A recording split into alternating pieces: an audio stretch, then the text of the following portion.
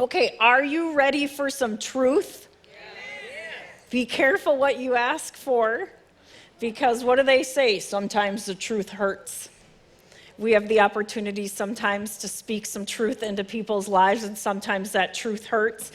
And if we're really honest, our culture doesn't really value truth very much because it does hurt. And we're kind of all about making ourselves feel good and what's easy and what's convenient. And so the truth can be hard. And so this is where I get to invite you to take off your church masks and put them in the seat underneath you. And I always say that they'll be there when you get ready to leave, but at least for the time that you're here, just leave it there under your seat. And so the Bible tells us what about truth? It says, you shall know the truth, and the truth shall set you what? Free. But freedom sometimes also comes with a cost. It requires us to think outside of the box. It requires us to change our ways and change our thoughts. And so it's real easy sometimes to quote that verse and go, you should know the truth, and the truth will make you free. But when it sometimes smacks us right in between the eyes, we don't always want to hear that. Sometimes we find excuses to kind of push it away or refuse it. And so I personally like what I call a good kick in the butt sermon once in a while. Does anybody else? I hope so. I hope so. So tonight, if something hits you, I give you permission to yell out, truth bomb. Okay. Maybe not amen. You could just go truth bomb if that hits you right between the eyes. Because I had a few of these. So last week I started a message, it was called Adoption Day, and we're going to build on that a little bit. I'm just going to do a quick review to catch you up if you weren't here last week. But I talked about the difference between walking around on this earth with an orphan heart or one that is an adopted heart, because we're told that we are sons and daughters of God the Father. We even sang about it tonight, and what a good, good Father He is. And so I referenced a book called Experiencing the Father's Embrace by Jack Frost. He actually passed away. His wife is kind of carrying on his ministry, but he defined this. He called it an orphan spirit. It causes one to live life as if he or she does not have a safe and secure place in the Father's heart. He or she feels that there's no place of affirmation, protection, comfort, belonging, or affection. They're self-oriented, lonely, inwardly isolated, and they have no one to draw that godly inheritance. And so therefore, we have to strive, achieve, compete, and earn everything that we get in life.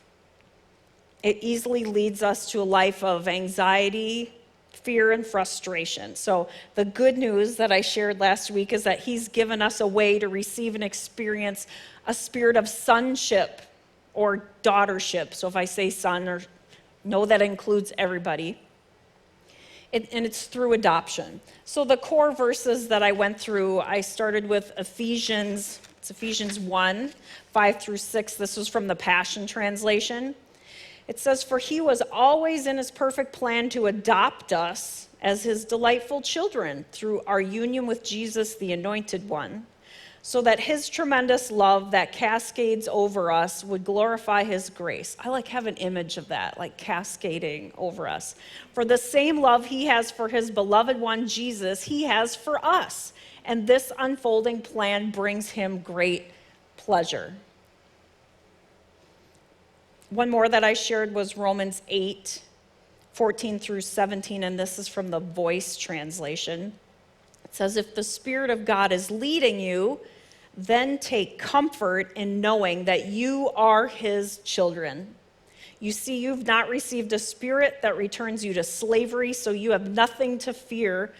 The Spirit you have received adopts you and welcomes you into God's own family. That's why we call out to Him, Abba, Father, as we would addressing a loving daddy. Through that prayer, God's Spirit confirms in our spirits that we are His children. And if we are God's children, that means we are His heirs along with the anointed, set to inherit everything that is His. if we share his sufferings, we know that we will ultimately share in his glory. That's good news. If we can get that from here into here and truly possess that knowledge about our sonship and that we've been adopted. And so I shared a bit more about this thing called the orphan spirit, and that it isn't like a spirit or something that you like cast out or take authority over, but rather it's a set of beliefs or attitudes that our flesh has been developing over time. And it's a way of thinking that wants to divide us and separate us from the love of God and the works of God. It wants to convince you that there's something wrong with you. Ever asked yourself that? What's wrong with me? And so the orphan spirit refers to this condition in which some Christians maybe outwardly profess to know God as a father, but on the inside they're not really experiencing that. I shared a bit about where did it come from. It started with Lucifer. It went to Adam and Eve. Basically, the earth and humanity was orphaned. But guess what? Jesus came. I know, Jesus came. That definitely deserves. That's a truth bomb, right? Truth bomb. And so it requires us, because it has to do with our thinking and our attitudes. We're the ones that have to choose to give up this orphan mentality or orphan heart. I put a couple slides up. I'm just going to put them up real quick. I won't review for too much longer. This was a slide that was about the orphan heart, and that it stands on two pillars. You can see the first one is abandonment, and that's really on the left column is what's happening inside you, in your heart. And the right-hand column, rebellion, and everything underneath it, those are usually the behaviors that come out, or the evidence. So when we are walking through life with this orphan mentality, orphan heart, we usually feel abandoned, neglected, rejected, isolated, victimized, abused, and ashamed. And I believe that shame is one of the biggest tools that the devil uses to keep Christians quiet and stuck. And then you see rebellion. It can come out in that you're deceptive, you're defiant, you reject authority, you're a little too independent, self-sufficient, and then you have a lot of pride and arrogance, and really that's covering up everything that's happening in the left-hand column there. The answer to this, as I mentioned, is adoption. And so if you look at the adopted heart, that's the next slide that's going to come up. The adopted heart stands on two pillars: acceptance, that's what we feel on the inside, and then sonship, daughtership, that's what it looks like on the outside. So on the left column, you see there, you feel nurtured, you feel like you belong, you're connected, you believe you're an overcomer, you can be comforted, you're affirmed, you're confident. When you know that you know that you know that your daddy is the King of Kings and the Lord of Lords, you can walk around like those words on the left. You can be honest, you can be submissive to authority, you can be respectful, you can be interdependent with others, gracious, humble, and grateful. So this week I want to build on some of these principles that I shared last week, and I'm going to open this message with a short story. It is short. A young couple moved into a new neighborhood. The next morning, while they were eating breakfast, the young woman saw her neighbor hanging the wash outside, so she must have been looking out the window. That laundry's not very clean. She doesn't know how to wash correctly. Perhaps she needs better laundry soap. Okay, if you're here and you're like really young and you don't know what's going on, there were people that had lines, like a piece of rope in the backyard, and you hung your laundry out there for it to dry in the fresh air. I realize in Minnesota we're limited in our abilities to do that, but this is what we're talking about. So the lady says, well, perhaps she needs better laundry soap. So the husband just kind of looked. He remained silent and just went on with his day. Every time her neighbor hung her wash out to dry, the young woman made the same comments. Duh, she doesn't know how to wash. A month later, the woman was surprised. She looked out and she saw a nice clean wash on the line and said to her husband, look, she's finally learned how to wash correctly. I wonder who taught her this. The husband replied, I got up early this morning and cleaned our windows. And so it is with life. When we see, what we see when watching others depends on the clarity of the window through which we look. So don't be too quick to judge others, especially if your perspective of life is clouded by anger, jealousy, negativity, or unfulfilled desires. So today's message is called The Windows of Life. The Windows of Life. This story is a great illustration about how we look at situations and people. The dirty laundry we see may look dirty. Why? Because our window is dirty, and not because the actual thing that we are looking at is dirty. Our windows determine what we see. How many of you think about your own house?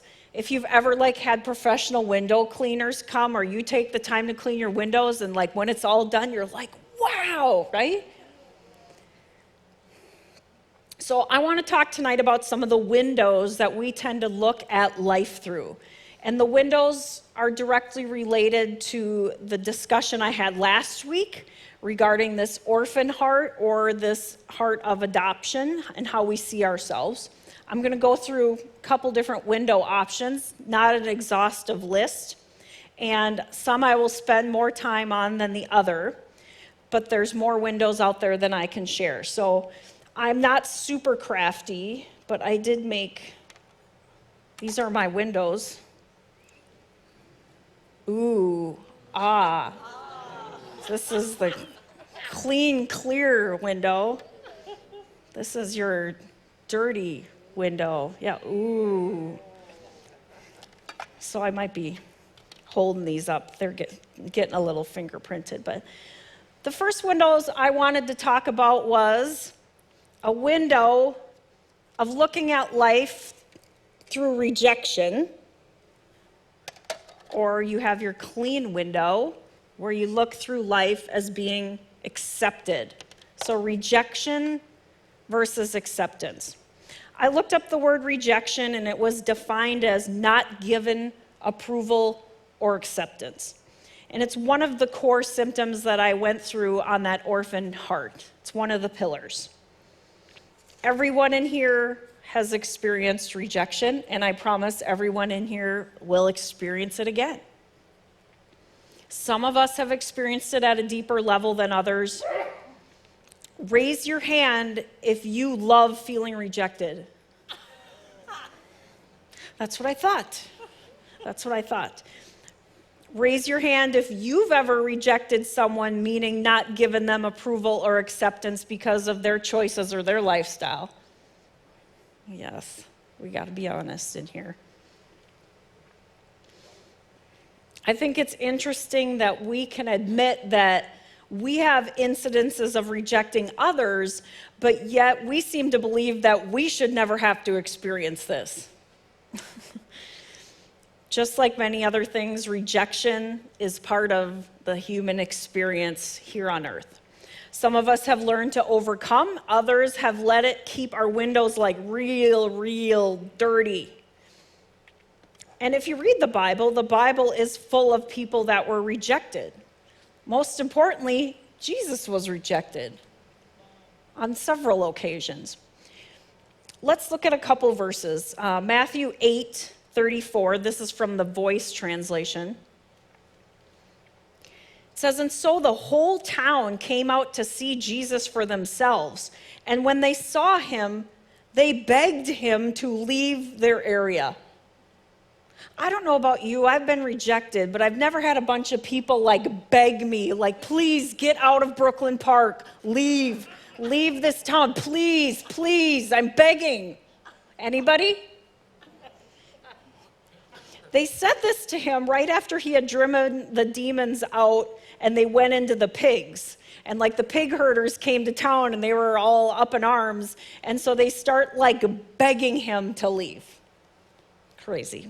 All right, Luke 4:29. This is from the Passion Translation.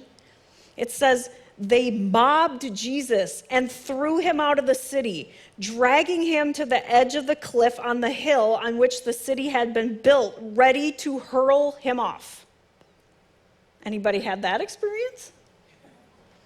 This is when he had returned to Nazareth, and he had been speaking in the synagogue, and they only could see him as the son of Joseph, the carpenter. They couldn't receive him as speaking as a prophet. So I was thinking about these two examples, and I'm like, imagine seeing these on the news today. If this was like a news story on like the 10 o'clock news tonight, imagine what the media would do with this. And there's all these cameras and helicopters flying around, and there's this mob of people like ready to throw somebody off of a cliff, right? Or another mob of people just like begging, like, leave, get out of this place. And we always comment about like the state of our world today and just like, what is this world coming to? But there was a lot of crazy going on back in the Bible times, don't you think? Crazy just has always been a part of life here on earth. So talk about being rejected. I mean, we know there's more examples and what happened on his journey to crucifixion, but in both instances after he was rejected, he just moved on to a different place and he stayed focused on his mission. If you go back to those stories and you read the next verses after, the first one it says, he got back in the boat and went back to his hometown. And the second one I read, it said, and he went on to Capernaum. It did not stop what he was here on earth to do. He didn't wallow in the emotion of rejection. He was human, so I'm going to guess that there was a twinge of pain. I guess I don't know for sure, it doesn't say. I would guess there was a twinge of pain when they're about to hurl you off of a cliff and beg you to leave. But yet he was so secure in what? His Father's love for him and his Father's acceptance and what the mission he was here to do, that it didn't hold him back. He just moved on. Went to Capernaum, went back to his hometown. He kept his window nice and clean, and he just got back to business. He was able to do this because of his understanding of sonship and that he was God's beloved and whom he was well pleased. Okay, I don't want to minimize this. I know that rejection hurts. Some of it is really deep. It might be rejection from parents that weren't present. It might be rejection from infidelity in a relationship. It might be a divorce. It might be being stabbed in the back by a friend. We could list out a whole lot of different rejections. It's real stuff. It gets your window dirty. Yes? Yes. And if we don't clean it, when I look at life through this rejection window, I don't see things clearly. I can try to peek through these like different spots, but if we don't clean it, it's going to change how we see life and how we interact with people. We see every little odd look and think that they're rejecting us. We hear a tone of voice or see an unusual behavior and we're like, oh, they're rejecting me. And maybe it really had nothing to do with you at all. It prevents us from connecting in relationships because we assume they'll reject us and we just don't want to experience that hurt anymore. I remember quite a few years ago, I was helping in junior high youth ministry, and I went to camp. I think it was winter camp, actually. They had winter camp. And so I had like 10 or 11 sixth grade girls in my cabin. And one of them was known to be a little bit more difficult. Like she literally had been abandoned by her mother, was being raised by somebody else. She was a difficult kid to get along with. But I had a group of a bunch of other girls that were so kind. And they kept trying to include her, and she would just be nasty back to them. And then they would, just kind of blow it off, ignore her, and move on. And they did so well just trying to be kind and loving. And finally, they just kind of got to a point where they're like, we're not going to ask her anymore. We're not going to keep begging her to have fun with us. And when I had talked to the youth pastor at that time, and I'm like, what's up with her? And it was very much like, if I push you away, if I reject you first, you can't reject me.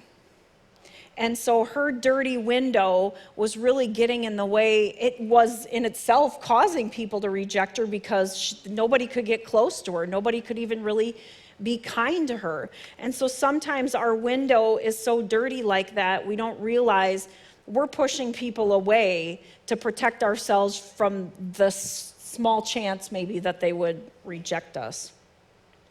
If you choose to keep your window dirty due to rejection, you will not have very many meaningful relationships. You will likely isolate yourself because of this fear of rejection. You'll push people away that try to get close to you, and you'll live in paranoia about everything everybody says and does. That is not living that's consistent with the Bible. Does that sound like freedom? No, that sounds like bondage. That does not sound like fun. We are called to connect in community. We're called to influence and share Christ. We're to be his hands and his feet to a hurting world. We're to enter into healthy relationships with friends and family and marriage. And so cleaning this rejection window, I didn't have enough time to clean them and re-dirty them, so you're just going to have to imagine. Cleaning the rejection window might mean forgiving the person that rejected you. It might include renewing your mind to the truth of God's love, the things that I shared last week, and acceptance. It means accepting that rejection is a part of life. It requires you to be like Jesus and just move on to the next step in what God's calling you to do. If you stay focused on that plan and that purpose, you don't have time for rejection. Okay, so the opposite of that, then let's say you clean your window up a little.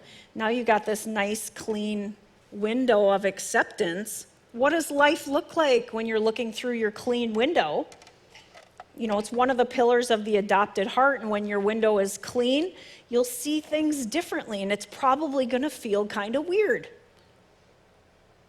You'll see those same odd looks, you'll hear the same tones of voice, but instead of thinking they're rejecting you, you might be like, gosh, they must be having a rough day. You won't push people out of your life before they've even gotten a chance to know you. How do you know that God didn't send them to you for a reason? That you are the one person that can influence them? When you grasp the Father's love and acceptance of you, and you are looking at life through this clear window, you won't be controlled by others' opinions of you. You will be so focused on pleasing him, accomplishing his mission, you can easily move on. No truth bombs in there? All right. We made it through one window, folks.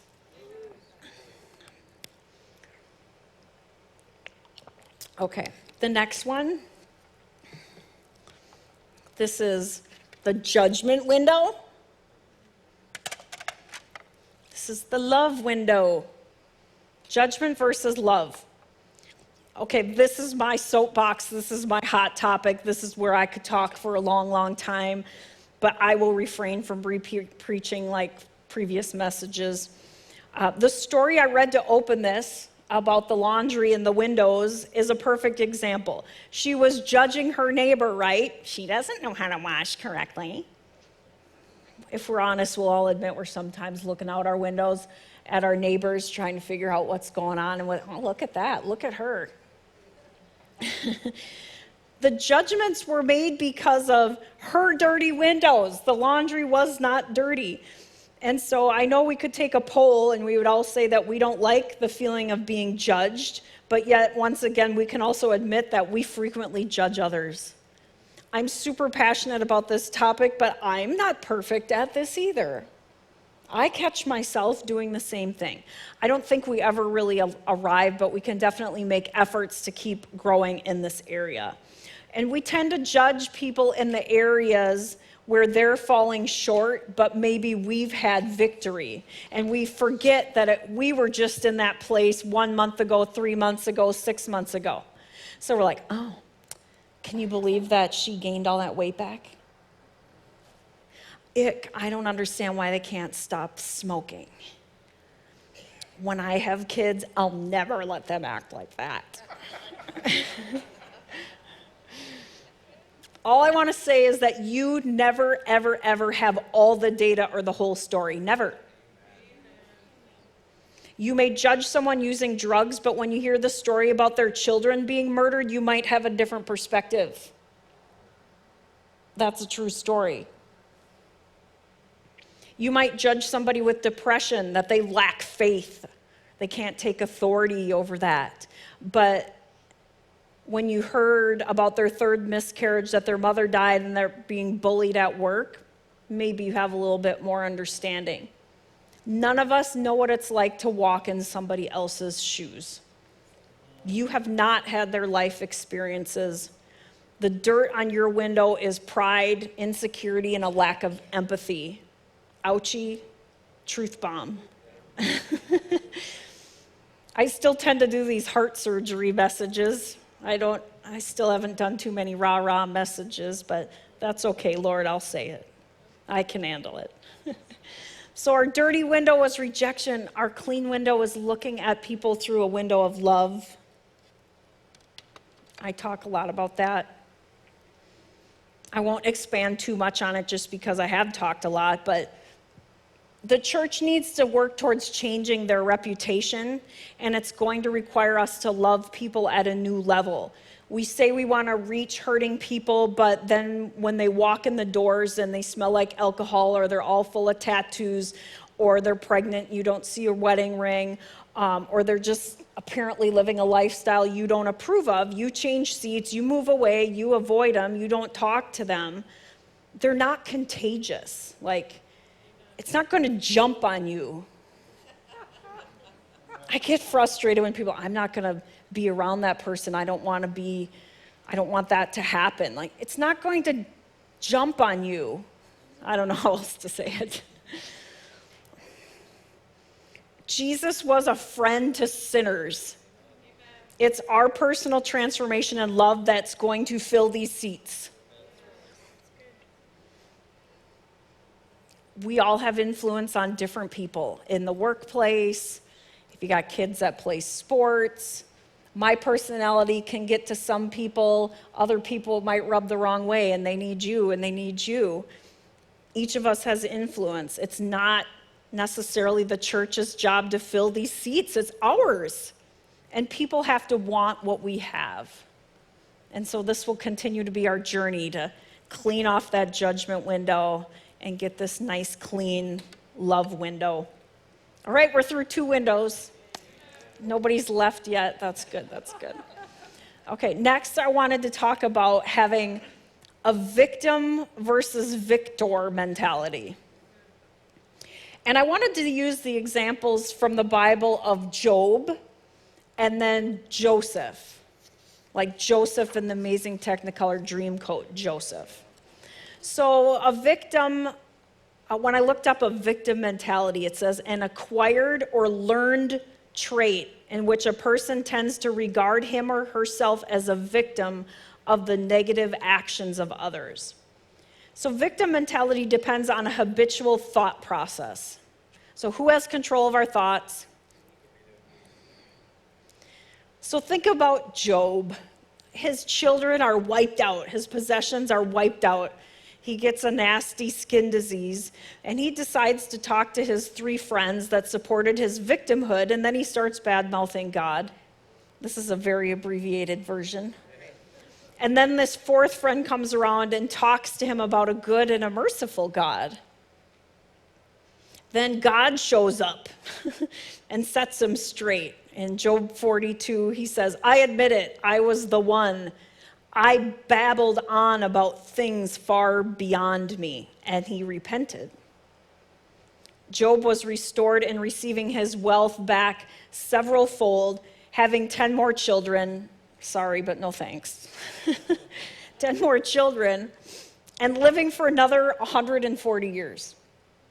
So I think the biggest thing that continues a victim mentality, Job gave us a key. Babbling. Telling the story over and over and over and over and over and over. And the words that we're babbling like strengthen this window into like bulletproof glass. And so I don't want to minimize that awful things happen and that people experience these things and that they're impacting. I know. I also think in order to heal that you do need to talk about it. I would never encourage you just to like stuff it down because eventually it's going to come on out. But you need to talk with somebody that can help you through it, help you heal from it, support you as the Lord moves and heals your heart. So I don't agree with talking about it to everyone and anyone and like reliving the experience time and time again through that retelling or babbling. So usually when we know that somebody is a victim is because we usually hear it, right? The sob story, the telling, the babbling. And so do what you need to do if you've been hurt, if you've been violated, take care of it. Talk with somebody that can help you. But then it's time to move on. It's time to clean your window and have it be looking like this, or you can say, I am a victor, right? Someone with this mentality believes that obstacles are an opportunity and that the world needs them. They take responsibility not only for their success, but also for their failures, like, made a bad choice, or, yeah, should have followed my gut on that one. They're not blaming their failures on everybody else. They only see open doors. They imagine that people are for them. They have faith that God will make things better. And so when we truly possess the knowledge that we are the son or the daughter of the King, victory should be our default way of thinking, right? That's really how we should be thinking most of the time. God cares for me. God's got my back. He loves me. My daddy loves me. Even if there's obstacles, he's going to get me through it. Victory should be our default way of thinking. So once again, go back to Joseph. He is probably my favorite Bible character. He is the GOAT. Do you know what that means? Yes, GOAT, greatest of all time. Like, don't they call LeBron James the GOAT? Some people do. The GOAT. Joseph, he is my favorite. He was a victim of many wrong things, but his attitude and his words resulted in him being a victor. If you read his story, you don't hear him doing any kind of babbling, as I mentioned.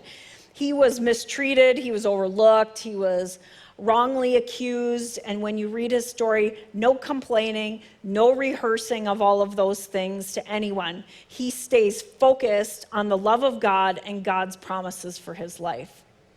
So we know that stuff is going to happen. We are all going to be victims of something or wrong or hurt.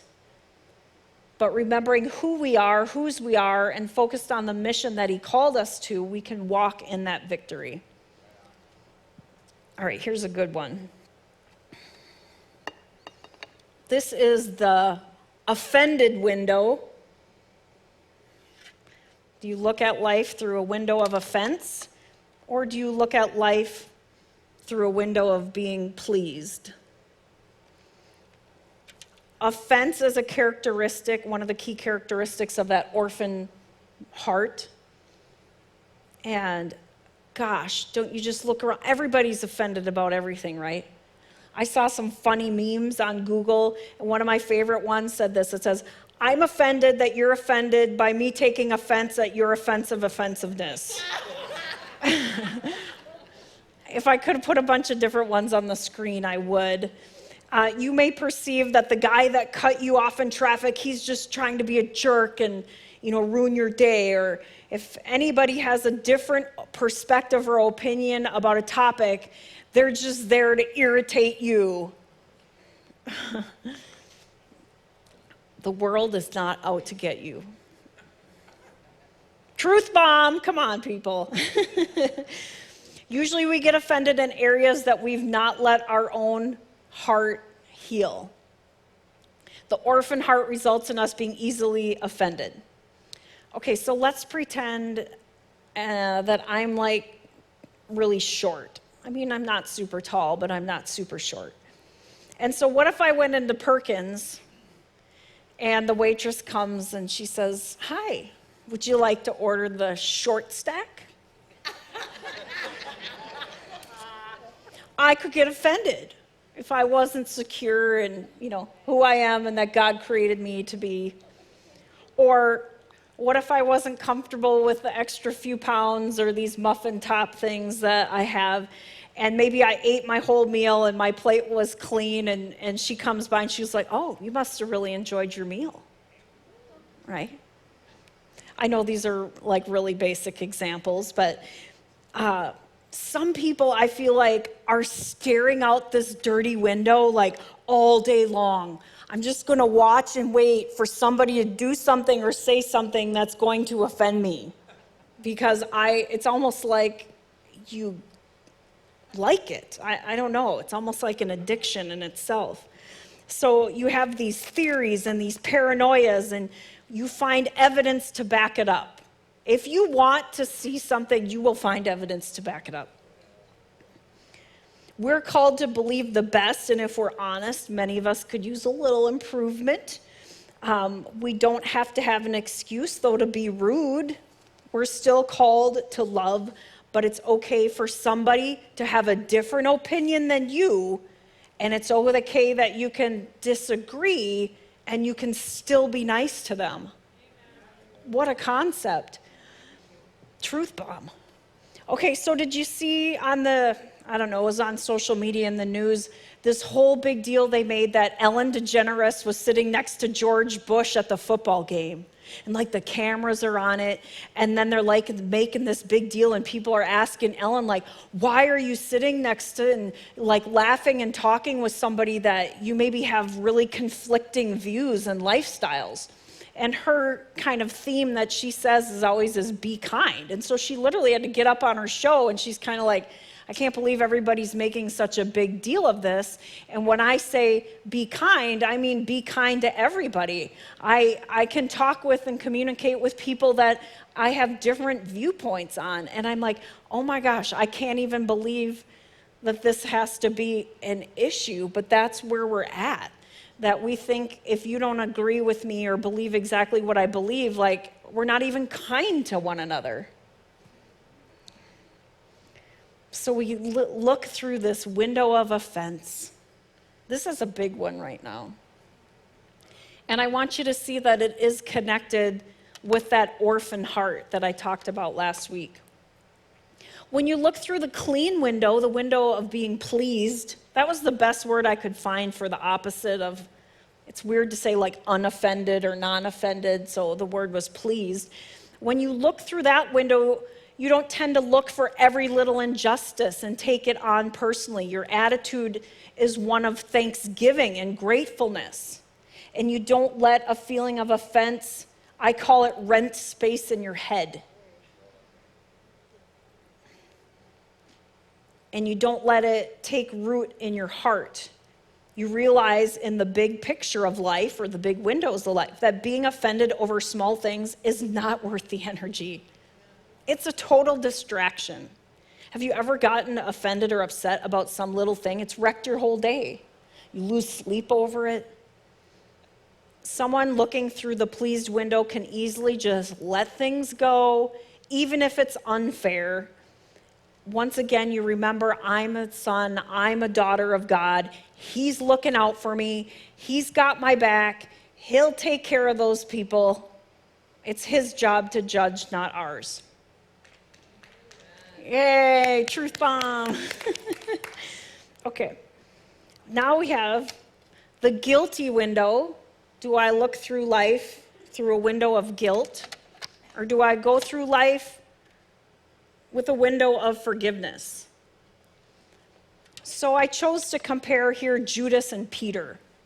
When I was preparing this, I felt led to study the difference between Judas and Peter. They both had wronged Jesus, but yet their path after that choice was quite different. It's an interesting comparison study. I'm just going to touch on a few things, but we know that Judas ended his life, and we know that Peter went on to be a leader to the New Testament church. If we look in the King James translation, this is Matthew 27:3. It says, "Then Judas, which had betrayed him, when he saw that he was condemned, repented himself and brought again the 30 pieces of silver to the chief priests and elders." There's no other time that the King James translators put a reflexive pronoun after the word repent. That word was used over 40 times without that pronoun. So the studying I did, and this is just, a couple people's opinions, the studying I did indicated that this was used because the translators were trying to imply that Judas's repentance was mental regret, not repenting to God. He repented to himself. He orphaned himself through rebellion, defiance, and pride. This is more about being sorry that he got caught than sorry for the act. And so his window through which he looked now was a window of guilt and shame, right? He ended up dying an orphan. Then if you look at Peter who denied Christ 3 times, he had a different outcome. This is Luke 22:61 through 62, King James again. It says, "And the Lord turned and looked upon Peter, and Peter remembered the word of the Lord, how he had said unto him, Before the cock crows, thou shalt deny me thrice." It says, "And Peter went out and wept bitterly." So I took some time to study that out, the wept bitterly. And the word study said wept bitterly means that he sobbed violently. Have you ever done that? Can't you see it? Just like you can't breathe, there's snot all over your face, you're just a mess. He sobbed violently. So later in Scripture, we know after Christ rose, we see that Peter was restored. He was able to forgive himself, accept forgiveness from Jesus, and move on in all that he was called to do. Clean window. So if we look at guilty, Judas's window was dirtied with guilt, and it turned him inward. He ultimately chose to end his life instead of what I call facing the music. Do you know that term? Basically having to own up to what you did. And when we look through the window of guilt, first of all, we do everything possible to cover up our offense. Think about, Adam and Eve. But Judas he tried to give the money back. Like, if I'm not found with this money, then I didn't really do this act. So usually when we're guilty, we're going to try to do everything possible to cover it up. We're going to try to run away, but if that's not possible, then we just cut off contact with people because we don't want them to confront us. And then if they do still confront us, we're probably going to play the blame game. Who knows about the blame game? If you have kids, you do. If you know somebody that struggles with substance abuse, you do. The blame game. This is no way to live with a guilty window. The forgiven window, and this is a hard one. Sometimes that's a hard window to clean. You need extra scrubbing power. What about this window of self-forgiveness? And confession is what brings us inner freedom. Understanding that our God is a good Father and that He forgives us. Like we sang in the song, He's a good, good Father. And when we walk in forgiveness towards ourselves, we can be ourselves. We have nothing to hide. We have no masks to wear. We can be in a relationship with other people without hesitancy. We're not worried that they're going to find out something. We don't have to play, I call it a mental chess game of who we can blame, what our next move's going to be, and what lie did I tell this person and that person. I ended last week talking about how we can lean into our sin and our mistakes so we can learn from them, and that we're able to do that when we know that we have a loving and forgiving Father. You don't have to hide them. You don't have to run from them. You don't have to blame them. We just get to go, yep, I hosed this one up, but God, I know that you forgive me. I learned. I won't do that again. Okay, our next window we're going to talk about, this was short. The fear window. And what's the opposite? The faith window. Fear window and the faith. Yeah, I'm getting them all messed up, but I don't want to spend a lot of time here just because I feel like we discuss this frequently in church. We're in a good church. We get to hear a lot about faith. We know that we're called to live by faith, and I think we would all say sometimes that's easier said than done. But when we understand this principle of adoption and that we have a Father that loves us, it's so much easier to operate in faith. And so if you're struggling sometimes with that and maybe living in fear, I want you to consider that. Am I truly grasping that I have a Father? I was thinking about, my husband is sitting here, and when our kids, when they were like learning to swim.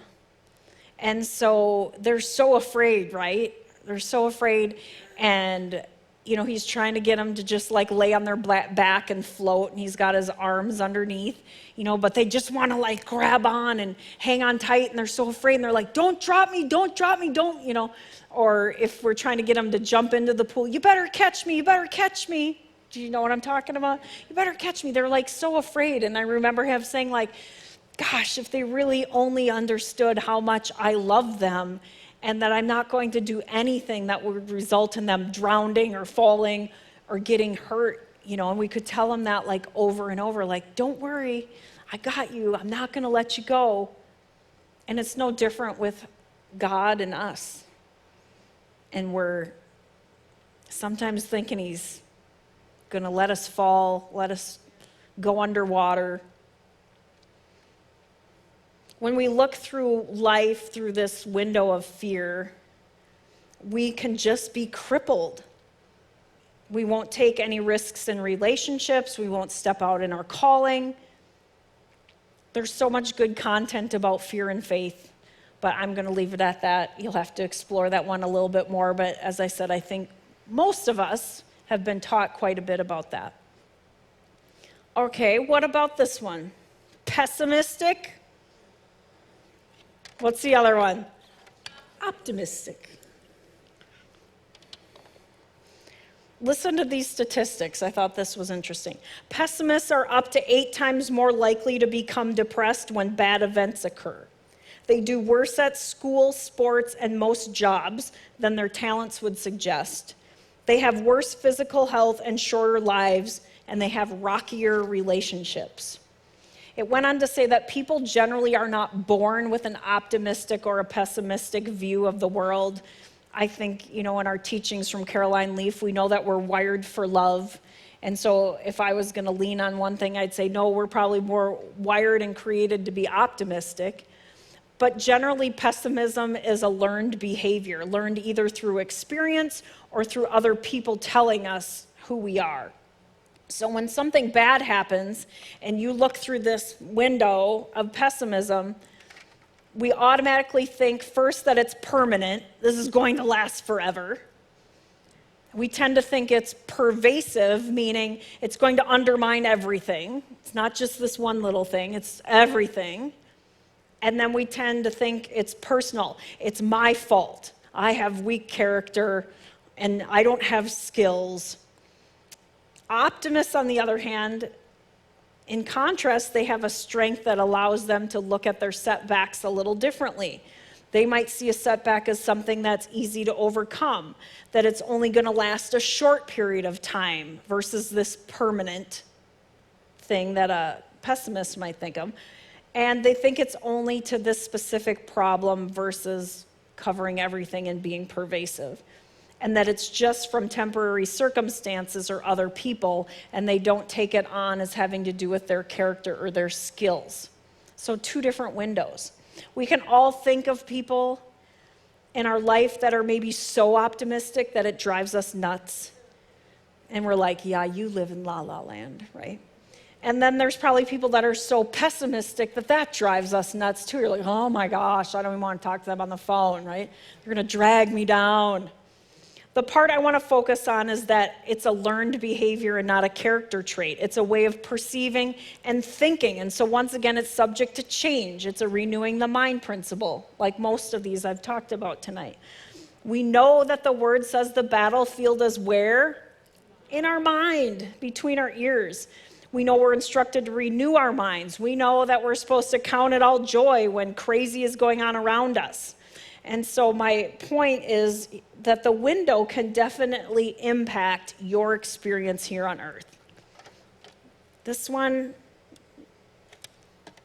or this nice clean window. I can hear all the pessimists in here, and they're saying, this window is going to be dirty forever. It's going to wreck my whole life. I'm such a failure. I always have dirty windows, right? Keep working on it. Keep working on it.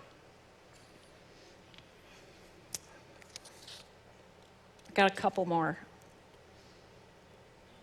This is the jealousy window, jealousy and envy. This is the rejoicing in the success of others. So when I talk about jealousy, I'm not talking about the positive type of jealousy, about God being jealous for our love. I'm not talking about that one. I'm talking about the negative type of jealousy that dirties our window on life. It's defined as feeling resentment against someone because of that person's rivalry, success, or advantages. And we tend to mostly think of, most of what I was reading about was always about romantic jealousy. But that's not always the case. There's other forms of jealousy. And so once again, I'm back to my Bible example with Joseph and his brothers. And the story of Joseph starts in Genesis 37. And so the short of it is, he had this dream and basically told his brothers, like, someday you're going to be bowing down to me. And so that, though, isn't where it started. The brothers knew that Joseph was Jacob's favorite, and he gave him this coat of many colors. So that was already kind of established beforehand, and then he goes and tells them about this dream, and like, you're going to bow down to me someday. And so their jealousy leads to basically they're going to conspire to kill him. I found a couple quotes I liked about this. It says, jealousy is a form of hatred built upon insecurity. People who are intimidated by you talk bad about you with hopes that others won't find you so appealing. Don't ruin other people's happiness just because you can't find your own. Truth bomb. Don't compare your insides with other people's outsides. A couple scriptures, Ecclesiastes 4:4. It says, then I observed, this is from NLT, then I observed that most people are motivated to success because they envy their neighbors. But this too is meaningless, like chasing the wind. Galatians 6:4 says, pay careful attention to your own work, for then you will get the satisfaction of a job well done, and you won't need to compare yourself to anybody else. That's a tough one. I'll admit, I do that. So we can look at life through this dirty, jealous, envious window. It's not a very happy place to live. Or we can choose to clean that one and learn to rejoice in the success of others. Why is this so hard? But yet it's so much more productive. It's such a much more productive way to look at life. And so when we can cultivate a genuine joy for what God is doing in the life of others, there is so much more freedom. And remembering that God is no respecter of persons, and he will also do good in your life. An adoption spirit trusts that your good Father will bring success to you also, so there's no need to be jealous of others. It's like we think, if you win, I lose. If you're successful, I can't be. I don't know why we think that way. It isn't an if you win, I lose. It's an everybody wins. God has a good plan for you, and he has good things for you, and he has good things for you. Don't you enjoy it when other people rejoice with you in your success? Yeah, but sometimes we just get wrapped up in that jealousy and we have a hard time with it. But when we are secure with who we are, that we know that God has good things for us and that they're coming our way, we don't have to live our life looking through this dirty jealousy window. The last one I wanted to mention is one, it's punishment versus covenant. Punishment versus covenant. Last week when I closed, I mentioned a new book that was coming out by an author named Danny Silk, and he wrote a book called Unpunishable. And so some of this information is from him. He says, punishment. As an orphan, we look through a punishment window. The punishment window has the goal of self-preservation, and all ideas, decisions, and viewpoints are seen through this window.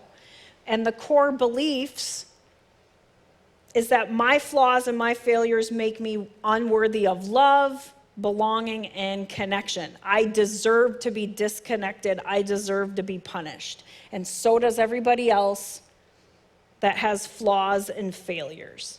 Does that sound like a chipper kind of way to live? No. So the behaviors that we exhibit would be, what do I have to do to avoid punishment? I'm either going to hide what I'm doing, or I'm just going to do things to fit in by pleasing everybody, perfecting and performing. I'm not going to, rebel or make any of my own rules. And so this type of window or mentality also results in us punishing others when they scare, hurt, or offend us. So it includes both like a self-punishment and also a punishment mentality toward others when we feel like they're not cutting it. I would much rather live looking through this window. We're calling it the covenant window, because the motive and the goal of this one is love and connection. Love and connection. We have a core belief that through Jesus, we have become a son and a daughter, and we're worthy of love, we're worthy of belonging, we're worthy of connection, we're worthy to have healthy relationships. Our mistakes don't disqualify us from the Father's love. I think a lot of us could agree that maybe it was a result of a certain type of upbringing, or even, in a church background, or even how we were raised at home, that so many times it's, if you behave bad, then you're unlovable. That's not the way we're supposed to be thinking. God is like, I love you. It's not going to change no matter what you do. When we learn the depth of his love and we learn how easily he forgives us and his commitment to transform us and help us become mature children, and we're looking just like Jesus, he's there to help us. And so we need to end our love affair with punishment and start to truly possess that knowledge of acceptance and sonship and daughtership. I could likely talk to you for a whole lot longer about all different kinds of windows, but we all have probably things to do at home. We have rest that needs to be had. Got to go to work in the morning. So I want to wrap up, and I'm going to challenge you this week to do some window cleaning. It's your job, with the Lord's help, to clean your windows. Renewing the mind in general is our responsibility. We have to understand what the truth of his word is, and then we have to be diligent about changing our thinking and doing what we need to do to clean this grub off of our windows. He'll help us, though. That's good. We all get dirty windows. Everybody. It's just like in our houses. Every year our windows are dirty. We need to wash them in order to see the world more clearly. I want to close in prayer here in a moment, but I want you to, I call it, chew on some of these things I shared tonight. When you find yourself interacting with people, or you find yourself getting offended or angry or upset, or starting to go, what's wrong with me? Or why doesn't that person like me? Or I know the crazy that happens up here. I want you to remember these little acrylic windows I made and go, is this what I'm doing? Do I see everything through this window of rejection, or everything through this window of a victim? Some of you maybe identify with all the windows, some of you maybe just a couple. But the process of cleaning windows includes recognizing first that they are dirty. Maybe you have somebody in your life that you trust, that you can ask them, how dirty are your windows? What are they dirty with? But if you ask, you need to be ready to listen. You can't get angry when they tell you, like, yeah, your window is all full of anger. Your window is all full of pessimism. If you ask, you got to be ready to get the answer. So we have to recognize that they're dirty, and then we got to find a good cleaning product and apply it. My product endorsement would be using the blood of Jesus as your window cleaner. I don't have a little bottle of blood. I thought that'd be kind of gross.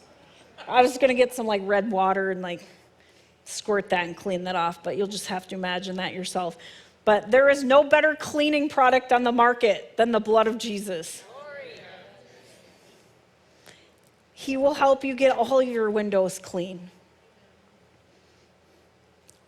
Let him forgive you for wrong thinking. Let him reveal to you the love of the Father. I said last week that, yes, Jesus came to this earth to redeem us, but he also came to be an example of the perfect Father.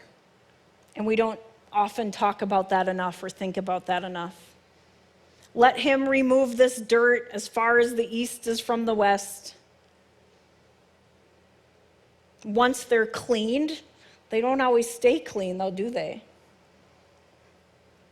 The process of keeping them clean is something that has to become a part of your life. It includes ongoing effort on your part to renew your mind. And some of those old mentalities might try to sneak their way back in.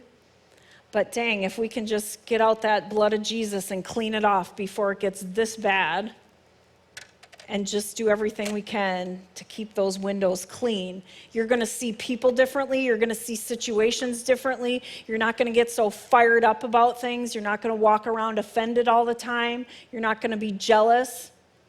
You will be an example of what the church should be. So keep them clean. You got this, right? You got this.